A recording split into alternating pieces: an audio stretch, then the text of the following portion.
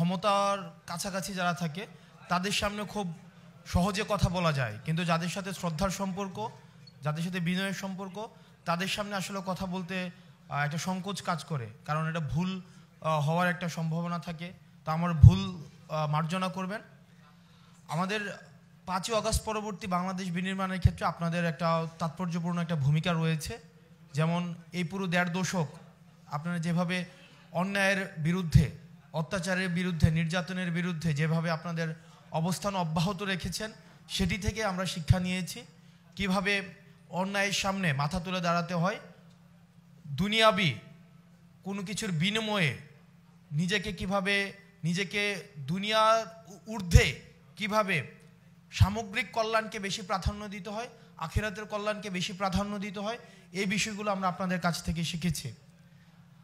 আমরা আপনাদের কাছে অনুরোধ করব যে চলমান বিভিন্ন ধরনের আমরা যেই ধরনের বাংলাদেশ চাই সেটির বিরুদ্ধে যে ধরনের সমস্যাগুলো দেখা যাচ্ছে, আজকে ঢাকায় মিছিল হয়েছে, বা ইসলামের পরিপন্থী যেই ধরনের কার্যক্রমগুলো ধর্মের নামে অব্যাহত থাকে বা অব্যাহত রাখার চেষ্টা করা হয়, সেগুলোর বিরুদ্ধে আপনারা সবার আগে আপনাদের অবস্থানটা অব্যাহত রাখবেন। কিছুদিন আগে মাহমুদুর রহমান একটা কথা বলেছেন যে অতি ইসলামিক যেন কেউ না হয়ে যায়।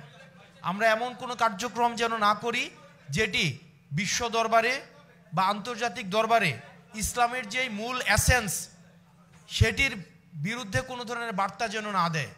আপনারা জানেন যে দেশি বিদেশি ষড়যন্ত্র অব্যাহত রয়েছে বাংলাদেশকে অস্থিতিশীল করার। আমাদের দেশে বিভিন্নভাবে সাম্প্রদায়িক ট্যাগ দেওয়া হয়, কিন্তু আমরা সবসময় বলে আসছি আমরা হয়তো অসাম্প্রদায়িক দেশ নয়, কিন্তু আমাদের দেশে সাম্প্রদায়িক সম্প্রীতি রয়েছে, এবং আমাদের দেশে যে সাম্প্রদায়িক সম্প্রীতির যে সুন্দর বার্তাটি আমরা সেটির উদাহরণ হতে পেরেছি 5ই আগস্টের পরে। আমরা ডক্টর মোহাম্মদ ইউনূস দেখিয়েছেন প্রমাণ দিয়ে যে 5ই আগস্টের পরে শুধুমাত্র ধর্মীয় পরিচয়ের কারণে বাংলাদেশে একটি হামলাও হয়নি, এবং সেগুলো ছিল প্রপাগান্ডা।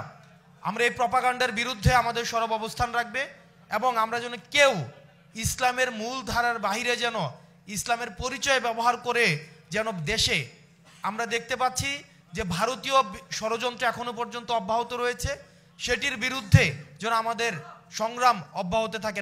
নচেত আমাদের যে সংগ্রামটি, আমাদের প্রাথমিক অর্জনটি, এই অর্জনটিকে কিন্তু বিতর্কিত করার সবসময় চেষ্টা বা সবসময় অপচেষ্টাটি থাকবে। সেটির বিরুদ্ধে যেন সবসময় আলেম ওলামারা আমাদেরকে যেভাবে পথ দেখিয়েছে আমরা সেই পথটাকে অনুকরণ করতে চাই, এবং সেই পথ থেকে আমাদের দেশে নানা মতের মানুষ থাকবে, নানা পথের মানুষ থাকবে, নানা মত এবং পথকে আমরা সম্মান দেখিয়ে আমরা পরবর্তী বাংলাদেশটা আমরা বিনির্মাণ করব, এবং সেখানে যেন এই দেশটাকে যেন কেউ অস্থিতিশীল না করতে পারে, সেটির জন্য আমরা আপনাদের দিক নির্দেশনা, আপনাদের দেখানো পথ এবং দেখানো মতের অনুযায়ী আমরা দেশটাকে করতে চাই। আসসালামু আলাইকুম ওয়া রাহমাতুল্লাহ।